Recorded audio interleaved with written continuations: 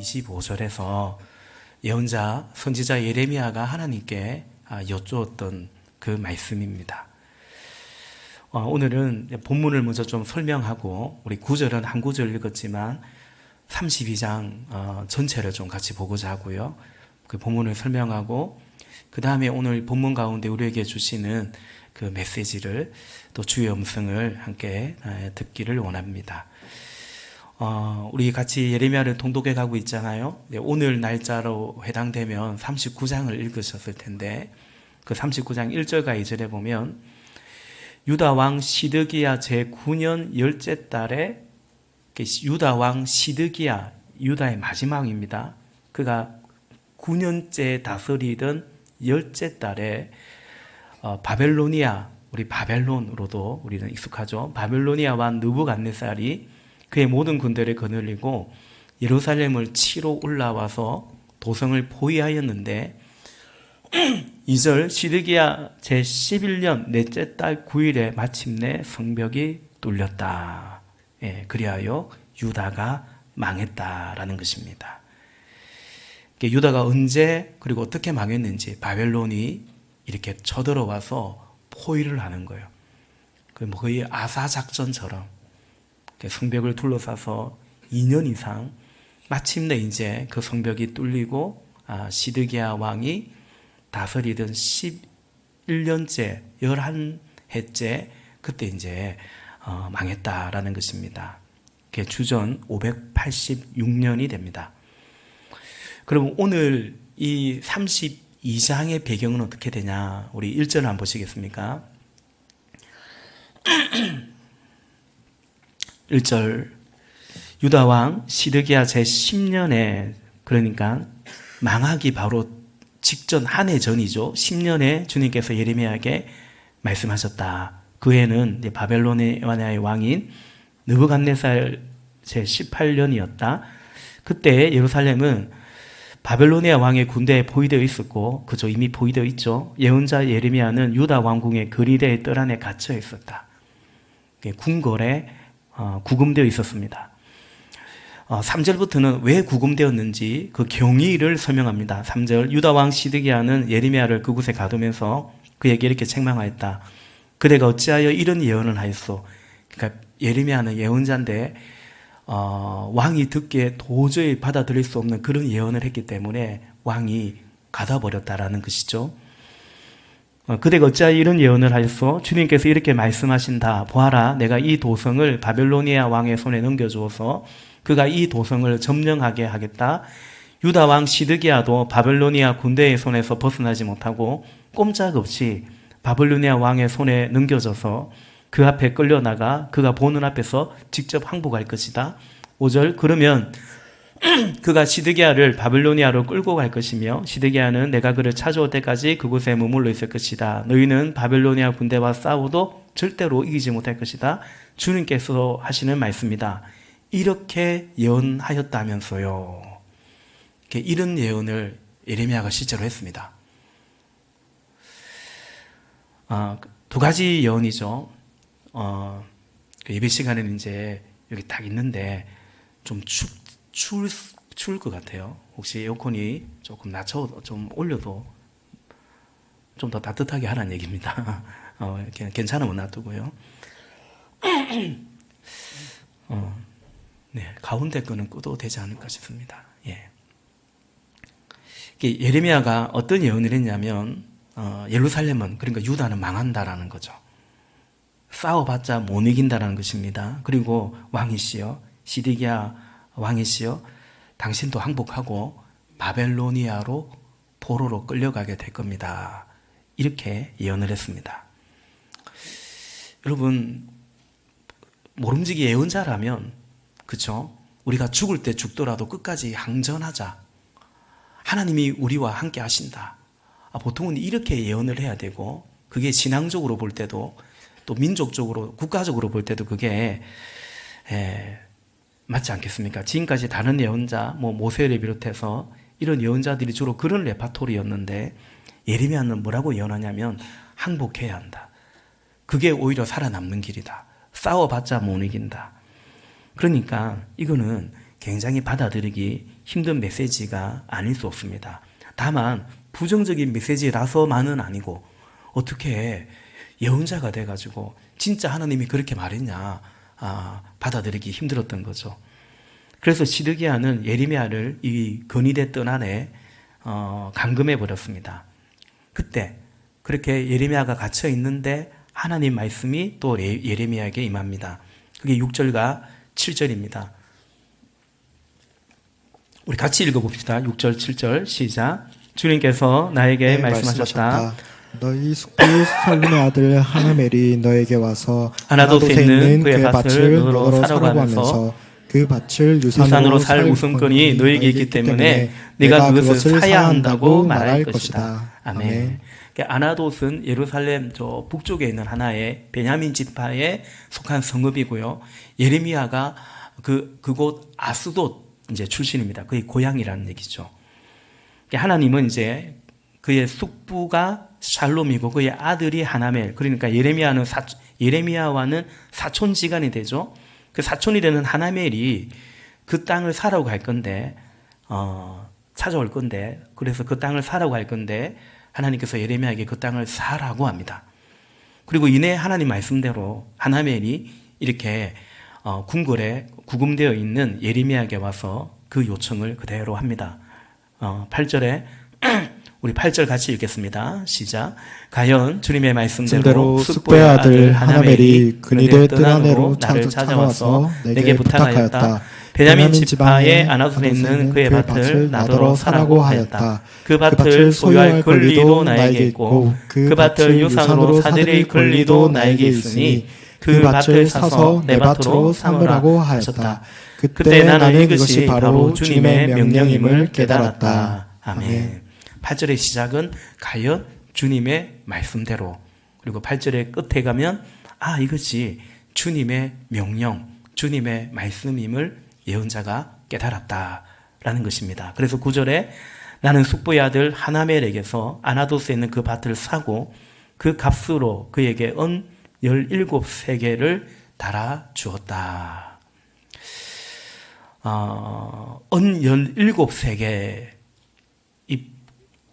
이 아나돗의 이 땅을, 밭을, 그 하나멜의 그 밭을 값을 제대로 쳐준 겁니다. 당시 은 10세겔, 은 10세겔 정도가 당시 일하는 사람들의 연봉 정도가 된다고 합니다. 일당이 아닙니다. 월급이 아닙니다. 연봉입니다. 그러니까 17세겔이면 거의 2년치에 가까운 꽤 이제 제대로 값을 옳게 쳐준 겁니다. 그리고 이제 10절 이하에 보면 매매 계약서를 제대로 체결하고요. 또 정인들을 하고요. 공증을 하고요. 그리고 이제 바룩에게 이 매매 계약서를 넘겨줍니다. 자, 오늘 본문은 이 정도로 우리가 이 정도 이해한 상태에서 본문 가운데 주시는 메시지를 함께 좀 나누고자 합니다. 오늘 우리가 함께 나누고픈 메시지는 말씀을 따라 살아가는 것이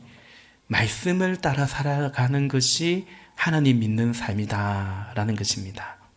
말씀을 따라 살아가는 것이, 하나님 말씀을 따라 살아가는 것이 하나님을 믿는 믿음, 또 믿음의 삶이다라는 것입니다. 오늘 이제 여기 예레미야가 이 아스돗에 자기 사촌의 그 땅을 사는데 두 가지 입장이 있습니다. 첫째는 이걸 내가 왜 사야 돼? 사기 어려운 입장이 있고요. 두 번째는 그럼에도 사야만 하는 그런 또 입장이 있습니다. 두 가지를 좀 같이 보고자 합니다. 첫 번째는, 먼저는 예레미야가 왜 그 땅을 사기 어려운 입장인가라는 것입니다. 오늘 말씀의 제목처럼 지금 이미 바벨로니아가 이렇게 포위하고 있습니다. 이미 이 나라는 풍전등하고 곧 망할 나라입니다. 망할 나라의 땅을 뭐 한다고 삽니까? 그러니까 회사로 따지면 내일 부도 날 것 같은 회사의 주식을 그걸 왜 삽니까? 그죠? 살 이유가 없죠. 세상에 그런 법이 어딨냐, 그런 셈이 어딨냐라는 것입니다. 그 예레미야가 이 땅을 사기 어려운 입장의 이유입니다. 두 번째는 지금 상황적으로 지금 이 하나멜이 찾아와서 자기 땅을 좀 사달라는데 이게 상황적으로 매우 불편하지 않겠습니까? 지금 예레미야가 어떤 처지에 있습니까? 왕에게 찍혀가지고 갇혀 있습니다. 왕의 말 한마디면 바로 죽을 수도 있는, 자기는 하나님 말씀 그대로 전하다가 이렇게 고초를 겪고 있는데, 그런데 이 사촌이라는 인간이 찾아와가지고는 야, 땅 좀 사라 이러고 있는 겁니다. 내 땅 좀 사주면 안 되겠냐 이러고 있는 겁니다. 위로는 갇힌 사람을 찾아와서 위로는 못할 망정, 이 사촌이라는 사람이 찾아와서 이런 제안, 이런 요구를 하고 있는 겁니다. 여러분, 우리가 뭐 옳고 그름, 또 이성적인 판단도 있지만 우리에게 또 중요한 건 뭡니까? 이 감정이죠. 기분 나빠서라도 안 사고 싶을 것 같습니다. 여러분 그런 기분 안 듭니까? 예레미야가 아니니까, 그렇죠? 우리 기분 때문에 결정하는 거 많거든요. 그렇지 않습니까? 기분이 중요하잖아요. 그러니까 예레미야 입장에서는 이거 가볍게 제가 말씀드린 게 아닙니다. 지금 이 상황에 이런 제안이 얼마나 자신에게 불편한, 또 불쾌한 그런 상황이지 않냐라는 생각이 드는 거죠. 뭐 이런 엄청 지금 막 내 사는 것도 힘든데 막 버거운데 꼭 그럴 때 목원이 찾아와서 뭐 좀 부탁을 하고, 또 이 담임 목사가 눈치도 없이 전화해가지고 이거 좀 어떻게 좀 해보라고 그러고, 지금 안 그래도 내가 지쳐있고 힘든데 그러다가 위로는 못할 망정 꼭 그럴 때 있지 않습니까? 예, 뭐 멀리 때로는 남편이, 때로는 가족이 또 그럴 수 있죠. 예레미야가 그 땅을 사기 어려운 입장입니다. 세 번째는, 저는 이것이 제일 큰, 예레미야로서는 제일 난처하지 않았을까 싶은데요. 예레미야는 뭐라고 예언했습니까? 이 나라가 어떻게 된다고요? 망한다고요. 근데 지인은 땅을 사네. 망한다 해놓고 자기는 땅을 사는 거예요. 얼마나 앞뒤가 안 맞습니까? 좀 이율배반적으로 느끼지 않겠습니까? 선지자 입장에서는 자기 예언을, 자기 메시지를 마치 자기가 부정하는 것 같은, 무엇보다 사람들이 그렇게 오해할 것 같은, 우리 오해받는 거 되게 싫잖아요. 누가 나 오해하면 되게 기분 안 좋잖아요. 오해받는 것도 싫잖아요. 그러니까 그런 감정적인 걸 떠나서 본인이 전한 메시지와하고 상반되는 것 같은 이런 행동을 예레미야가 한다는 것은 굉장히 고민스러웠을 것이다 생각이 듭니다. 두 번째 예레미야의 입장은 뭐냐면, 그럼에도 이 땅을 사야 하고, 실제로 그럼에도 예레미야는 이 땅을 삽니다. 그 이유가 뭐냐? 첫 번째 이유는 하나님 말씀이라서 그렇습니다. 오늘 본문 6절에 주님께서 나에게 말씀하셨다. 그리고 8절 다시 한번 제가 읽어볼게요. 가연 주님의 말씀대로 숙보의 아들 하나멜이 그늘의 뜰 안으로 나를 찾아와서 내게 부탁하였다. 베냐민 지방에 아나도스에 있는 그의 밭을 나더러 사라고 하였다. 그 밭을 소유할 권리도 나이고, 이게 기업 물을 권리가 있습니다. 그러니까 당시 아무한테나 밭을 팔 수 없습니다. 원래 토지는 하나님의 것이기 때문에 팔 수 없습니다. 그러나 몇 가지 예외 조건, 그 중에 이제 하나가 이렇게 기업 물을 조건. 지금 아마도 이 하나멜이 매우 경제적으로 딱한 사정이었을 것입니다. 그래서 이 밭을 처분해서라도, 아니면 노예가 안 된다든지 종으로 발령한다든지 더 어려움이 있으니까 어쩔 수 없이 팔아야 되는 거죠. 그때 이 기업을 사야 되는 권리가 누구에게 있냐면 권리인데 동시에 의무이기도 하죠. 그게 이제 친족인 사촌인 예레미야에게 있었다라는 것입니다. 그것도 말씀이죠. 그래서 그 밭을 사서 내 밭으로 삼으라고 하였다. 그때 나는 이것이 바로 주님의 명령임을 깨달았다라는 거죠. 그래서 어떻게 했다는 것입니까? 샀다라는 것입니다. 왜요? 주님의 말씀이기 때문에, 명령이기 때문에 샀다, 순종했다라는 것입니다. 예레미야가 그 땅을 산 이유는 하나님 말씀이라서 그랬습니다.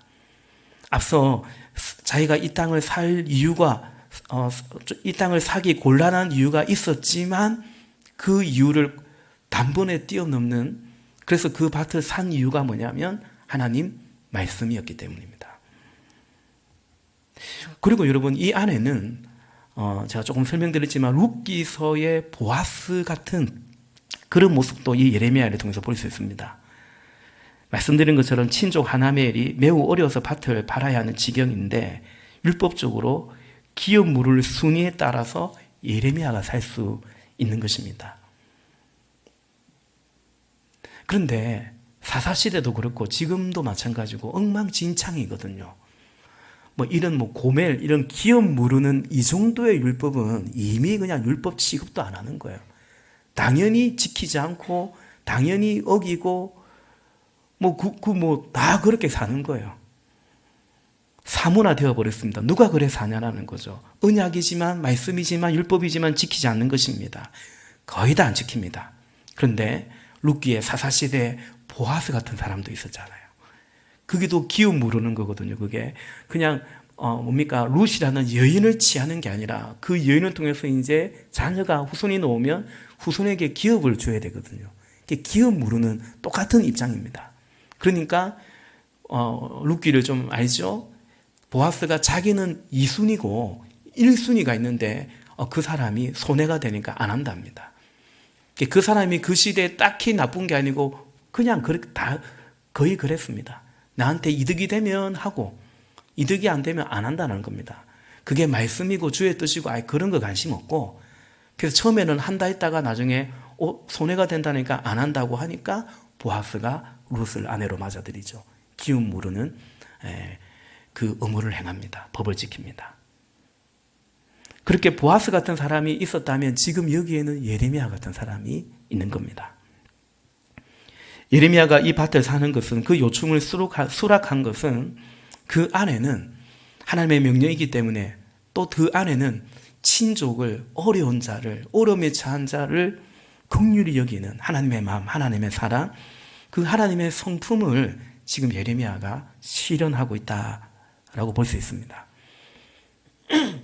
저는 꼭 그렇게까지 보진 않는데, 사실 이 본문의 주석가들 가운데 여러 사람은 하나멜이 지금 이 땅을 왜 파냐, 제가 설명드린 것처럼 꼭 어려워서 파는 게 아니고 머리를 굴려가지고 어차피 망할 나라니까 그 땅 갖고 있어봤자 뭐 하겠어요. 그러니까 얼른 팔아가지고 현금을 챙긴다, 은을 챙긴다, 그런 속셈으로 예레미야에게 찾아왔을 거다. 상당한 주석가들은 그렇게 봅니다. 충분히 일리가 있습니다. 그럼 예레미야는 어떤 생각을 하고 있냐면, 그럴지라도라는 거죠.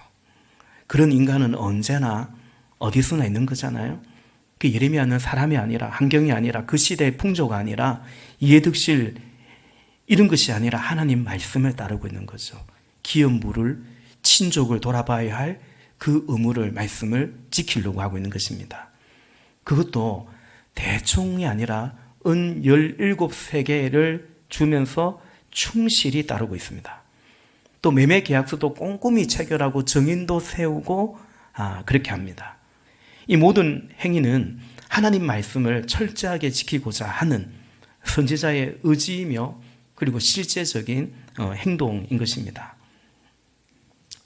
사랑하는 성도 여러분, 다른 사람도 그러니까 요즘 교회 다녀도 예수 믿어도 그냥 이 정도는 그냥 쉽게 어기지, 뭐 거짓말 정도는 쉽게 하지.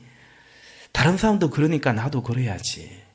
우리 그러지 마시고, 그럴지라도, 그래, 하나멜이 망할 놈의 나라, 이 땅 가지고 있으면 뭐해? 얼른 팔아서 내가 돈이라도 챙겨야지. 그런 속셈일지라도 오늘 예레미야처럼 우리는요, 믿음으로, 나는 믿음으로, 아멘이십니까? 나는 믿음으로, 나는 말씀으로, 나는 순종하며 그리 살아가는 저와 여러분이 우리가 되었으면 좋겠습니다.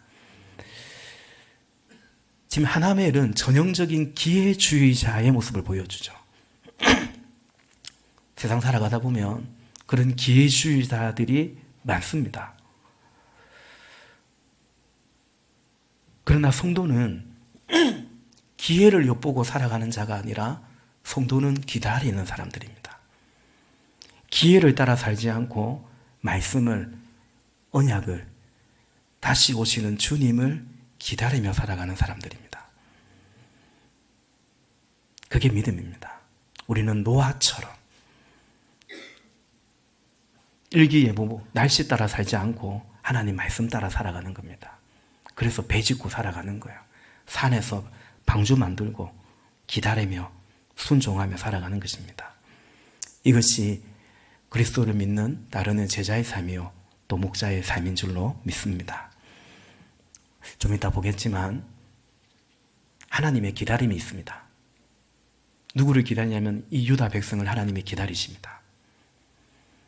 포로로 보내지만, 징계하지만 여전히 기다리십니다. 하나님의 기다림, 우리를 기다려주신 그 은혜로 우리가 지금 여기에 있는 것입니다.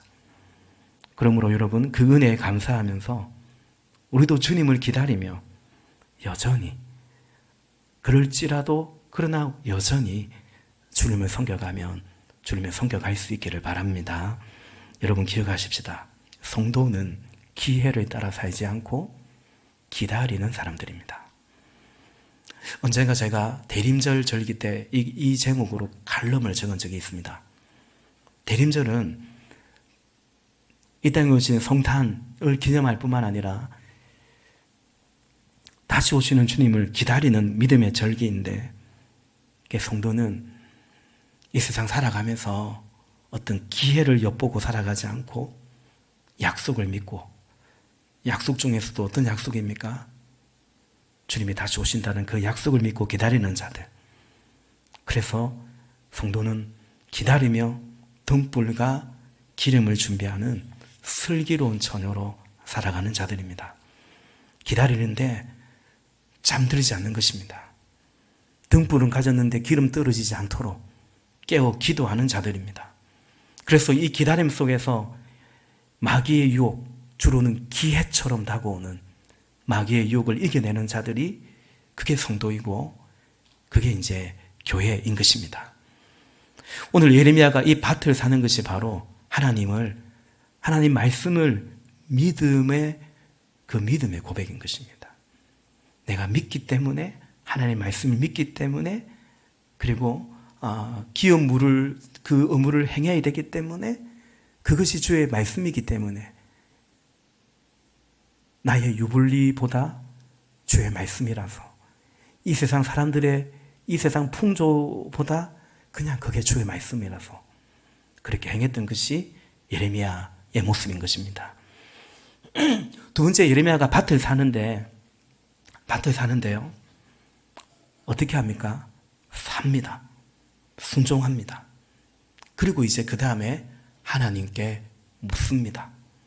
그게 25절이죠. 본문 25절 한 번 더 볼까요? 주 하나님, 어찌하여 주님께서는 이 도성이 이미 바벨로니아의 군대의 손에 들어가게 되었는데 저더러 돈을 주고 밭을 사며 증인들을 세우라고 말씀하셨습니까? 예레미야가 아무 생각 없는 사람이 아닙니다. 그죠? 이걸 내가 왜 사야 돼? 지금 이걸 사라는 게 말이 돼? 이런 셈법이 어디 있어? 제가 좀 전에 말씀드린 것처럼 이 밭을 사기 힘든 이유들이 분명했고, 예레미야가 너무 순진해가지고 막 선지자로 살아가지고 세상 물정 모르고 막 그냥 말씀이면 무조건 기계적으로 순종하고 아니었다는 것입니다. 예레미야가 다 압니다. 하나님 말씀인데 순종하는데 그러나 다 이해되지 않는 거죠. 그래서 하나님께 묻는 겁니다. 예, 물어야 됩니다.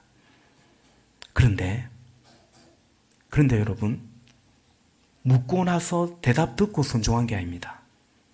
어떻게 했습니까? 먼저 순종했습니다. 저는 이것이 굉장히 묵상이 되고 도전이 됩니다. 종은요, 이해되고 나면 순종하는 게 아니고, 종은, 그러니까 이게 주인의 명령이 말씀이 맞나 불확실하면 물어야겠죠. 뭐라고 하셨죠? 제가 혹시 잘못 들은 거 아닙니까? 물어야겠죠. 근데 8절에 보았던 것처럼 하나님 명령이라는 것을 분명 깨달았습니다. 그런데 인간적으로는 이해가 잘 안 되는 거예요. 근데 예레미야가 어떻게 했습니까? 순종하는 거죠. 먼저 순종하는 것입니다. 종은 내가 이해되고 나서 순종하는 게 아니고 주인의 말씀이면 순종부터 하는 것이 종이기 때문입니다. 그것이 하나님을 또 하나님의 말씀을 대하는 태도인 것을 보게 됩니다. 세 번째, 예레미야가 그럼에도 이 땅을 산 이유 세 번째는 하나님의 또 다른 약속에 대한 증거가 되기 때문입니다. 여러분, 예레미야서 전체에 계속 반복되는, 여러분, 예레미야서가 예언이 많은 게 아닙니다. 같은 말 계속해서 두꺼워진 겁니다. 제가 어제 생명의 삶 할 때 그런 얘기 했는데, 예레미야는 두 가지 예언합니다. 망한다, 심판한다. 또 어떤 예언합니까? 회복된다. 다시 돌아오게 될 거다. 그 말을 하고 또 하고, 이 32장이잖아요. 여러분 읽어서 알겠지만 그 다음에 또 합니다. 또 이제는 두루마리에 기록하라고, 그것도 다 익혀주라고 막. 예. 하나님의 약속은 망한다, 심판한다는 것이고, 또 하나의 약속은 뭐냐면 회복된다, 돌아오게 될 거다, 다시 말해 용서할 거다 라는 말씀입니다. 예레미야가 25절에서 물었지 않습니까? 어찌하여 저더러 돈을 주고 밭을 사고 이렇게 증인들을 세우라 했냐 물었는데, 하나님의 대답이, 주님의 대답이 26절부터 나오죠. 26절 쭉 나오는데, 우리 30절부터 볼까요? 30절 제가 한번 읽어보겠습니다. 30절, 이스라엘 백성과 유다 백성은 젊은 시절부터 내가 보기에 악한 일만을 하였다. 참으로 이스라엘 백성은 자기들의 손으로 만든 우상으로 나를 한하게만 하였다. 나주의 말이다. 진정 이 도성은 사람들이 세울 때부터 오늘날까지 나의 분노와 노여움만을 일으켜 놓았기 때문에 이제는 내가 그것을 내 눈 앞에서 치워버리겠다. 이스라엘 백성과 유다 백성이 왕들이나 고관들이나 제사장들이나 예언자들이나 유다 사람이나 예루살렘 주민이나 가릴 것 없이 모두 온갖 죄악을 저질러서 나를 노하게 하였다. 그들은 나에게 등을 돌려 나를 외면하였다. 내가 그들을 쉬지 않고 가르쳐주고 또 가르쳐 주었으나 그들은 나의 교훈을 받아들이지 않았다. 오히려 그들은 내 이름을 찬양하려고 세운 성전 안에 자기들이 섬기는 역겨운 것들을 세워놓아서 성전을 더럽혔다. 35절, 또 그들은 자기들의 아들, 딸들을 불태워 몰렉에게 제물로 바치려고 인간의 욕망이 이르기까지, 자식까지 제물로 바치면서 무슨 욕망을 이루려고 그렇게 했다라는 거죠. 흰놈의 아들 고짝에 바알의 신당을 쌓아놨는데 나는 절대로 유다 백성을 제약에 빠뜨리는 이 역겨운 일은 명하지도 않았고 상상조차도 해본 적이 없다. 하나님 말씀하십니다.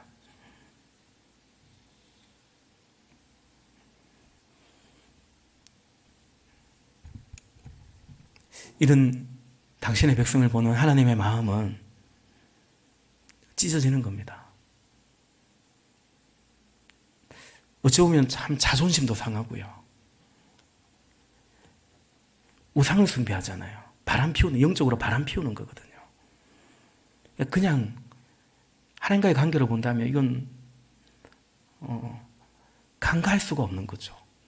배우자가 다른 잘못해도 짜증나고 열받는데, 근데 그 배우자가요, 바람을 피우면 용납이 되겠습니까?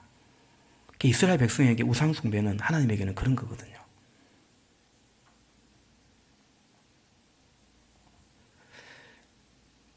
이 백성을 향한 하나님의 생각을 말씀하시고, 그리고 그 다음에 이어서 또 이 백성에 대한 하나님의 생각을 말씀하십니다. 36절부터입니다. 이제 나 주 이스라엘의 하나님이 말한다. 너희는 이 도성을 두고 전쟁과 기근과 연병을 만나서 바벨로니아 왕의 손에 들어간 도성이라고 말하지만, 우리 교독할까요? 37절 읽어주십시오. 내가 분노한 오용과 그들을 여러 나라로 내쫓아 버렸다.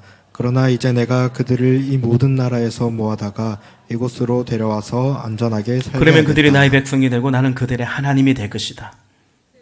그때 내가 그들에게 한결같은 네, 마음과 교독하십시오. 삶을 주어 그들이 언제나 나를 경외하여 그들 자신뿐만 아니라 그들의 자손들까지도 길이 복을 받게 하겠다. 그때는 내가 그들과 영원한 언약을 맺고 내가 그들에게서 영영 떠나지 않고 그들을 잘되게 할 것이며 그들의 마음속에 나를 경외하는 마음을 넣어주어서 그들이 나에게서 떠나가지 않게 하겠다.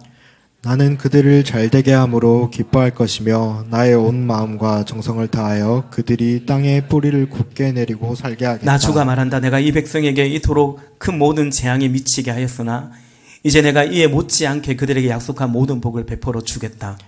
너희는 지금 이 땅을 두고 사람도 없고 짐승도 없는 황무지이며 바빌로니아 군대의 손에 들어간 땅이라고 말하지만 바로 이 땅에서 사람들이 밭을 살 같이 것이다. 있습니다. 앞으로는 베냐민 땅에서만 아니라 예루살렘 사방과 유다의 성읍들과 산간 지역의 성읍들과 평지의 성읍들과 남쪽의 성읍들에서도 사람들이 돈을 주고 밭을 사서 매매 계약서를 쓰고 봉인하고 증인들을 세울 것이다.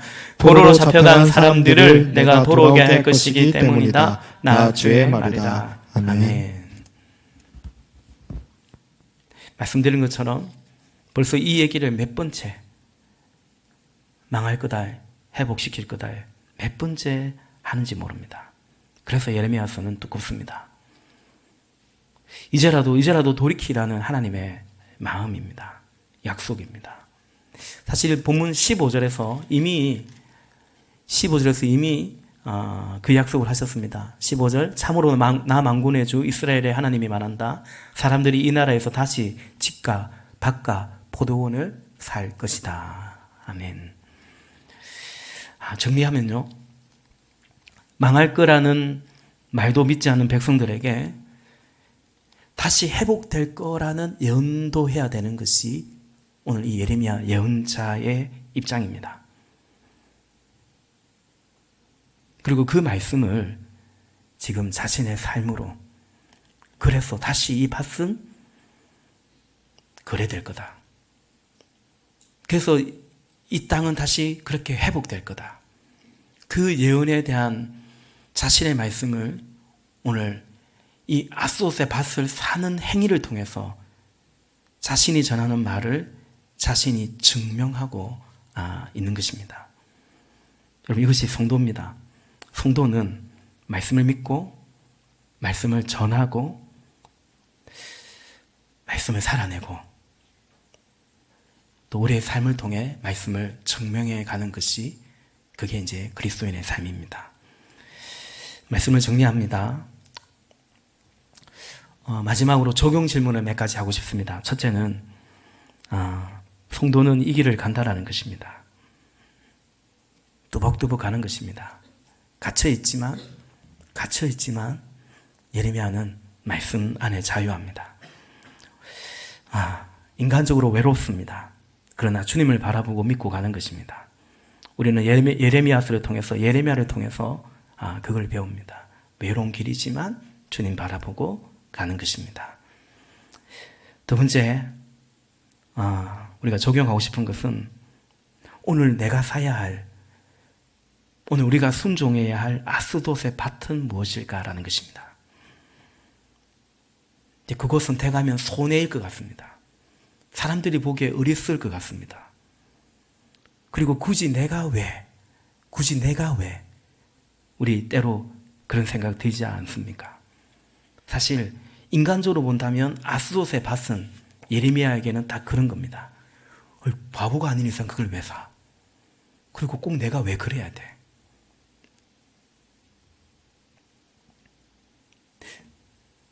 손해라고 생각이 되고 어찌 보면 미련해 보이고 더 좋은 기회인데 그거 붙잡지 않는 것 같고 그러니 어리석어 보이기도 하고 때로는 어쩌면 여러분 그것이 그리스도인의 삶이 아닐까 생각합니다.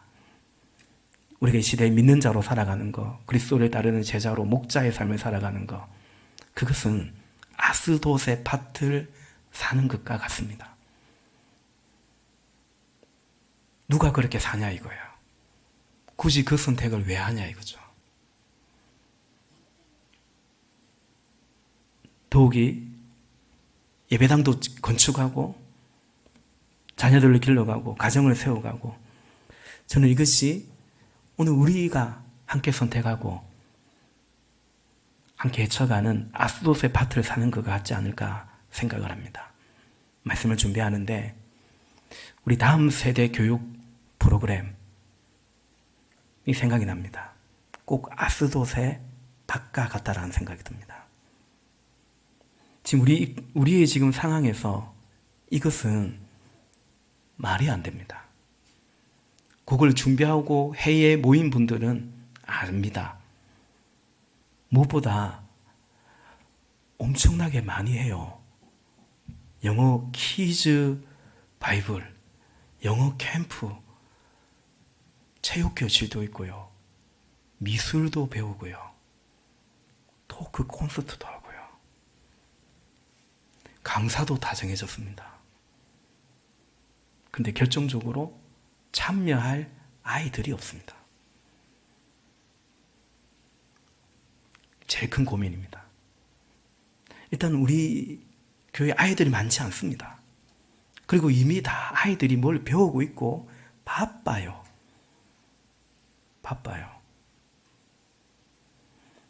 그래서 제가 모임에서도 얘기했지만 주로는 우리 아이들만, 우리 집 애들만 오는 건 아니지만 주로는 우리 아이들이 올 것 같습니다.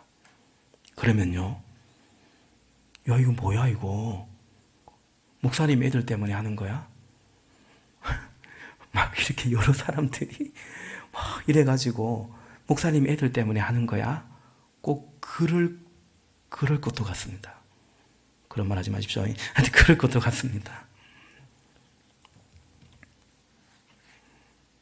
그러나 여러분, 우리는 이 밭을 사야 합니다. 누군가는 먼저 그리고 시작해야 합니다. 그래서 이 세상에서 우리가 믿지만 그냥 예배당 왔다 갔다 하면서 이 정도의 신앙생활이 아니라 정말 우리의 삶을, 우리의 가정을, 우리의 자녀를 이 세상의 구조 속에 그냥 어쩔 수 없는 것처럼 그렇게 살지 않고 키우지 않고 예수님의 제자로 길러가면서 결국 부모도 예수님의 제자가 되어가고 그렇게 하나님 나라를 세워가는 그것을 우리가 순종하며 해야 된다. 또 그렇게 같이 하자 말씀을 드립니다. 안 가본 길이기도 하고 상황적으로 쉽지 않고 이해가 안 될 수도 있습니다. 그래서 꼭 아스돗의 밭을 사는 것 같기도 합니다. 우리가 지금 건축을 하고 이제 이 부담을 함께 지어가는 것도 그렇고요. 이미 우리가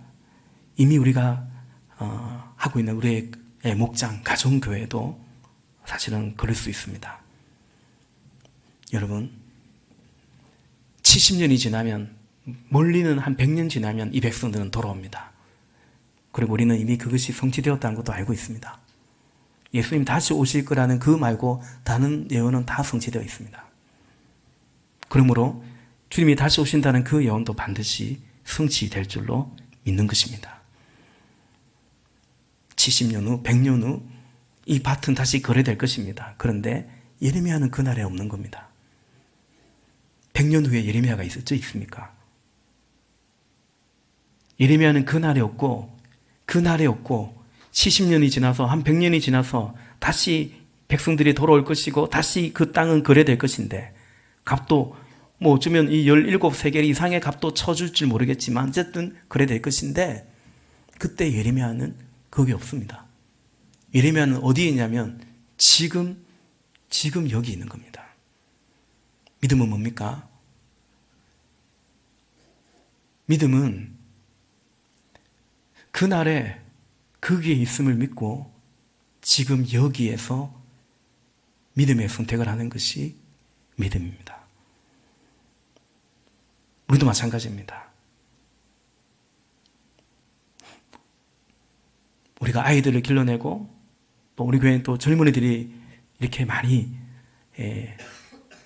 비교적 많이 출석하는데 주로는 또 많이 거쳐가죠. 다 알 수 없지만 그러나 하나님께서 이루실 것들을 바라보며 그 끝을 꼭 끝을 다 우리가 볼 수는 없지만 그러나 지금 여기 우리가 믿음의 선택을 말씀의 순종을 해가는 것입니다. 우리도 지금 여기서 우리도 같이 하나님의 나라를 이뤄가는 것입니다. 그런데 여러분, 아마 오늘 예배하는 여러분 중에서도 적지 않은 사람들은 지금 여기서뿐만 아니라 우리의 때, 여러분의 때에 이 소망과 이 비전을 사실은 이 약속을 이루어갈 수도 있고 성취할 수도 있는 것입니다. 함께 하나님 믿지만 둘째 하늘의 지배 속에 살지 아니하고 예수님이 그 둘째 하늘을 뚫고 이 땅에 오셔서 우리에게 임한 하나님의 나라, 그리고 주님이 다시 오셔서 완성될 그 나라, 근데 이미 지금 여기에서 그 하나님 나라의 백성으로 살아가는, 함께 그렇게 하나님 나라를 이뤄가는 그런 주의 교회가 되고 우리의 삶이 되시기를 예수님의 이름으로 축복합니다. 우리 같이 찬양하고 같이 기도하시겠습니다.